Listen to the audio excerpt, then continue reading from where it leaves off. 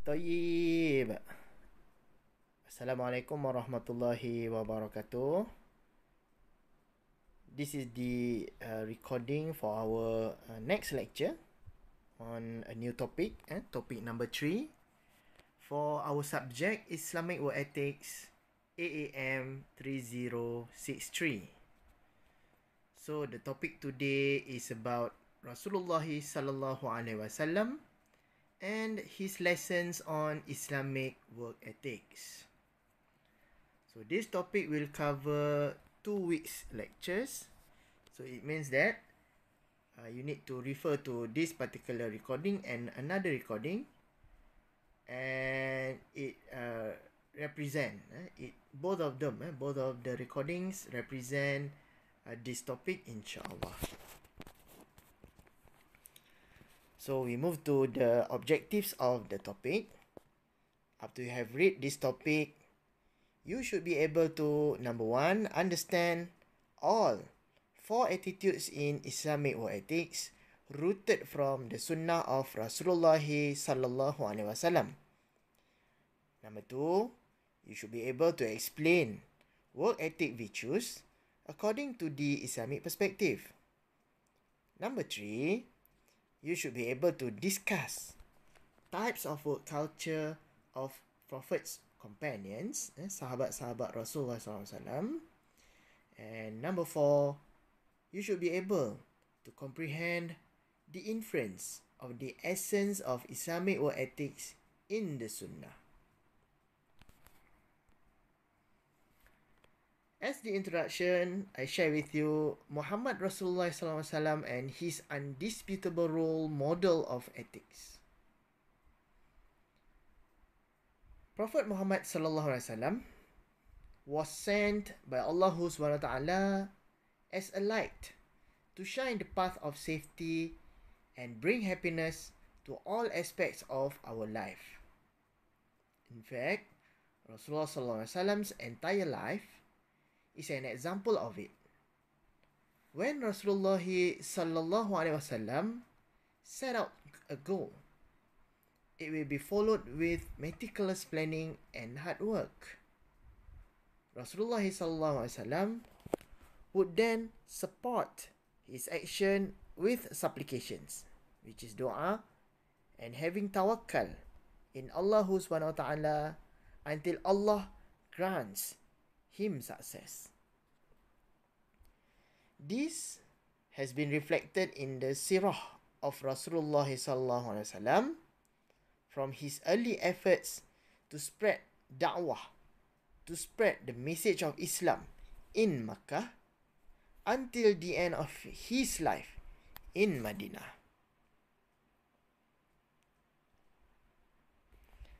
If we study the surah or history of the Prophet sallallahu alaihi wasallam, we will easily find that every aspect of his life was filled with lessons and guidance for all of us as his ummah.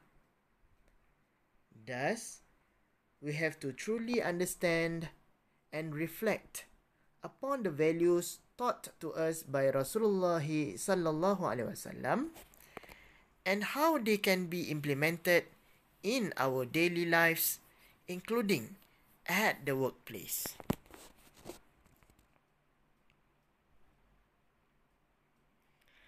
So we move to the next topic, which is attitudes in Islamic work ethics from the Sunnah.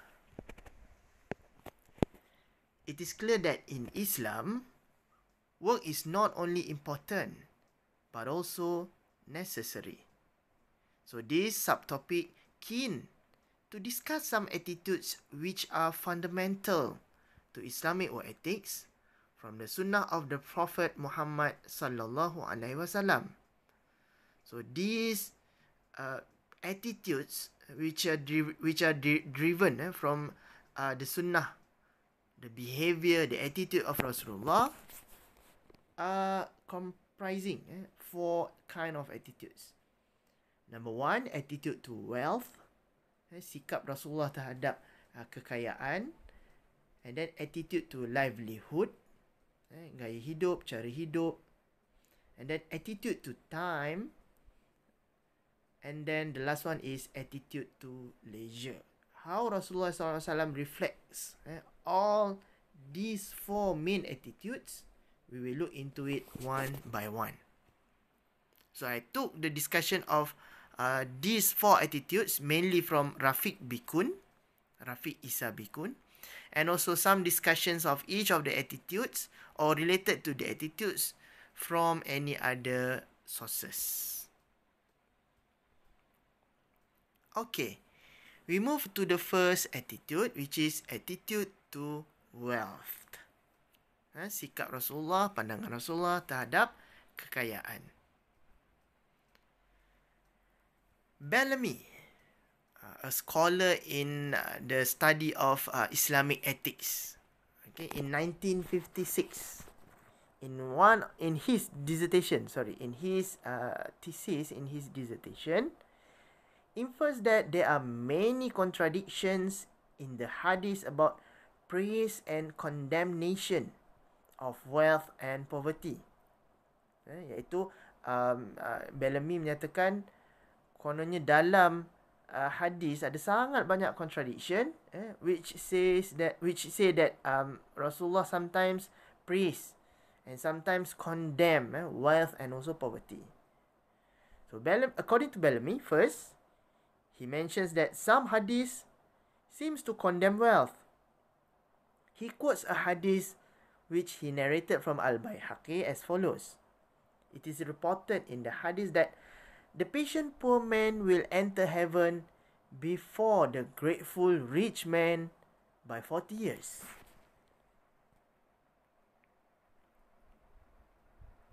So there are many attempts other than Bellamy made by the disbelievers about Rasulullah SAW belief and attitude to wealth. In another example, the work of Bellamy in his dissertation, when he said about wealth and poverty, he said that Rasulullah is inconsistent. In terms of this, Rasulullah is inconsistent. Sometimes Rasulullah put forth the positive views, but according to him, Rasulullah also said the negative views. So Bellamy discreetly mentions that some hadiths seem to condemn wealth and some others are praising it. Firstly, Bellamy seems to think that the Prophet blamed wealth at the period of Makkah. But then, according to Bellamy, Rasulullah changed his utterance by praising it at the time of Madinah's period. So this view contradicts historical statements. There are many narrations that state that Rasulullah SAW blamed wealth after the war of Uhud. So this statement was narrated by Imam al-Bukhari, who mentioned that Rasulullah seems to disregard wealth after Uhud's war. Secondly, many Rasulullah SAW's companions strived hard to work in order to gain wealth. The Prophet never stopped them from gaining wealth, whether during the Makkah period or the Madinah period.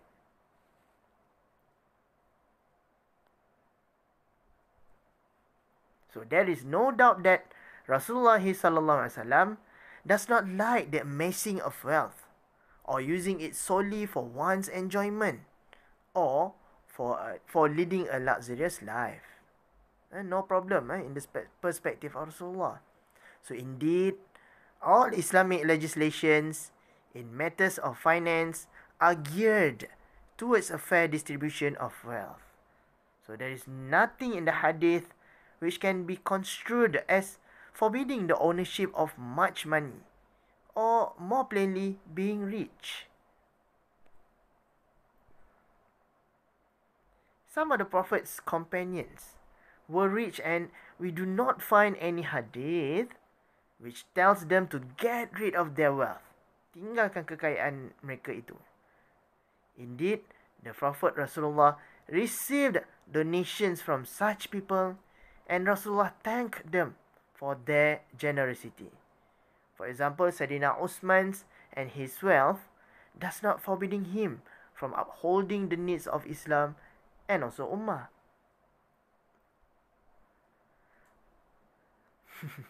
Ini masa saya jumpa si Ayahanda Rani Kulub lah dalam satu program kat Kuantan. Sajalah. Tak ada kaitan sangat pun dengan kita punya kuliah ni. Okay, next is about attitude to livelihood. So this is the second attitude according to Rasulullah, according to his sunnah, about attitude to livelihood. There are plenty of hadith from early collections which praise work. Many narrations establish that the Prophet had asked Muslims to work. Miqdam ibn Ma'adi narrates the tradition that says that the Prophet says, if someone goes out to seek nourishment for his small children, he is in the way of Allah. And if he works for his old father and mother, he is in the way of Allah. And if he works for himself for modesty, it is in the way of Allah. But if he works for the purpose of pride and boasting, he is in the way of Satan. Riwayat At-Tabarani. So Rasulullah SAW himself, who is considered a model of virtues in Islam, used to pray seeking God's refuge from laziness or idleness. Even before he was chosen as a messenger of God, he was a hardworking person.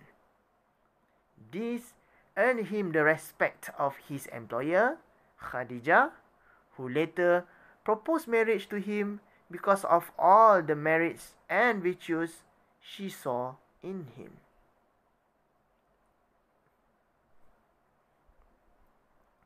So in Rasulullah instructions to Muslims on this aspect, he strikes a balance between worship, ibadah, and also work.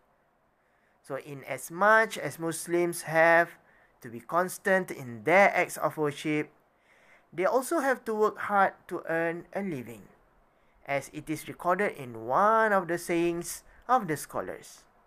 Work hard for earning a living and survival, as if you are going to die. The matter of gaining a livelihood is closely associated with wealth and property.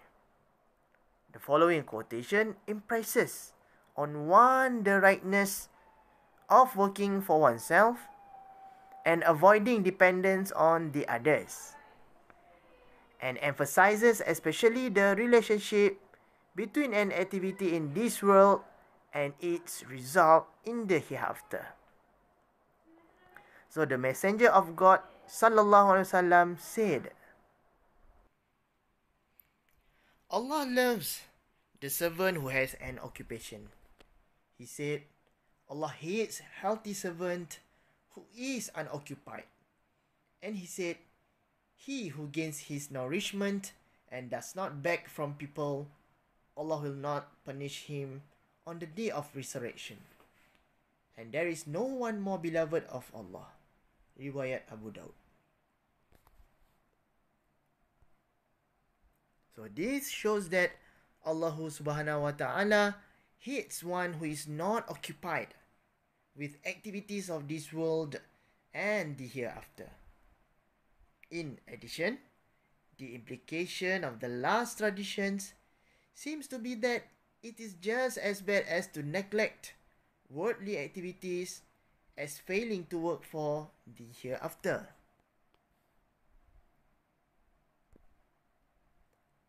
The third attitude is attitude to time. So many hadiths of Rasulullah sallallahu alaihi wasallam ask Muslims to be aware of the value of time. Time is a commodity that should be rightly invested.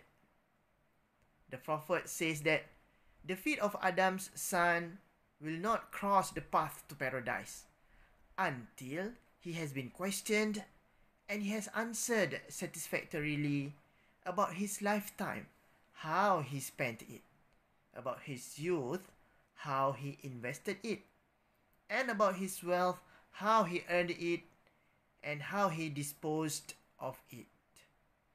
So this statement from the messenger of God mentioned the value of time and its close contact to human working activities. It means that the Prophet would like the Muslims to invest or use their time wisely and forbade them to waste any part of it.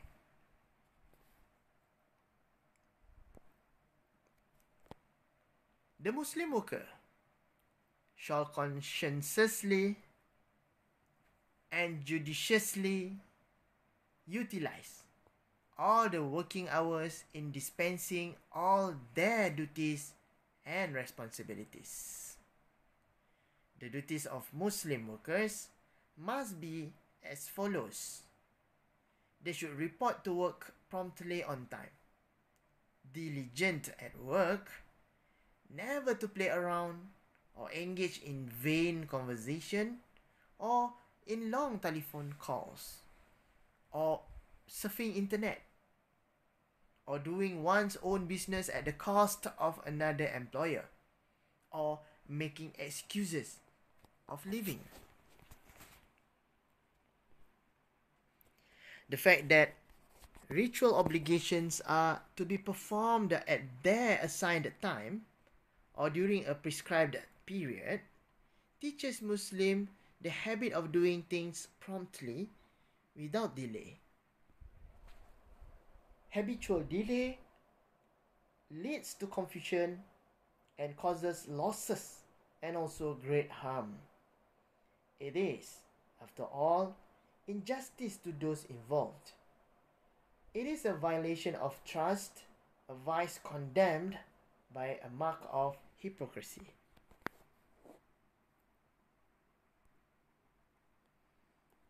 The fourth attitude, according to Rasulullah SAW lesson and sunnah, is attitude to leisure.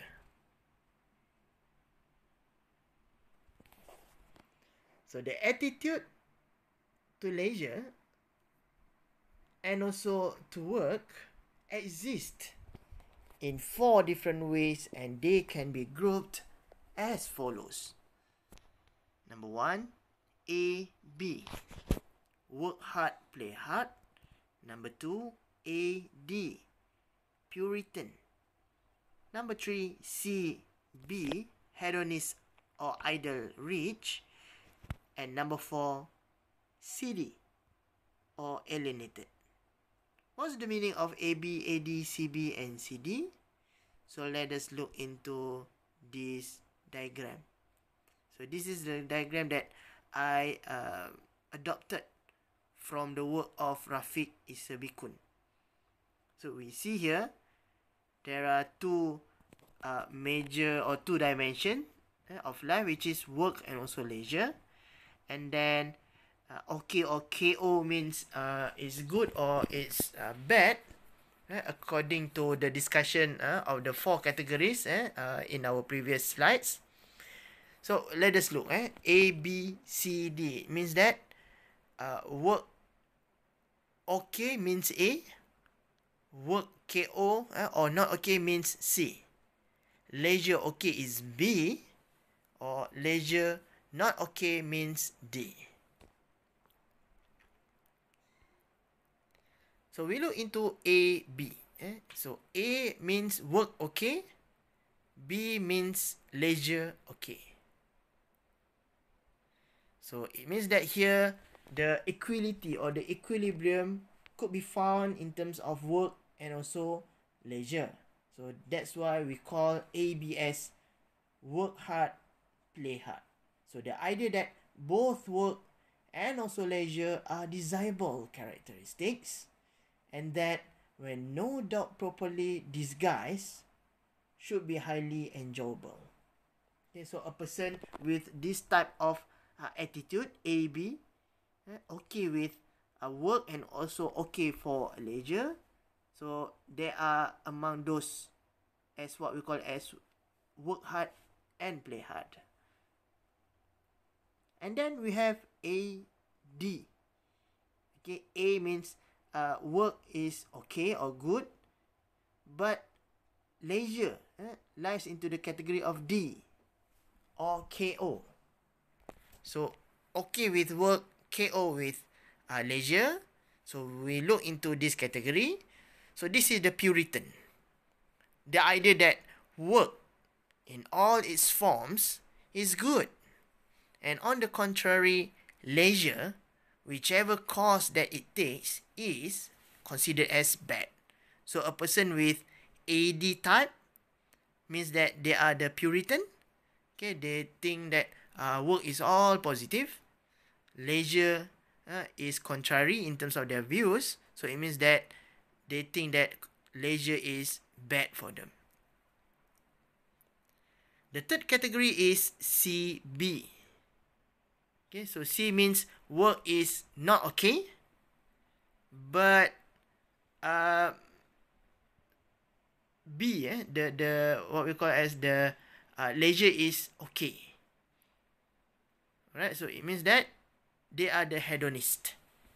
They are what we call as idle rich. So this position is largely against all forms of work, particularly if they are not immediately enjoyable or worthwhile, but they are in favor of leisure. They like leisure, but they don't like to work. Okay, so this is the category of CB or hedonist.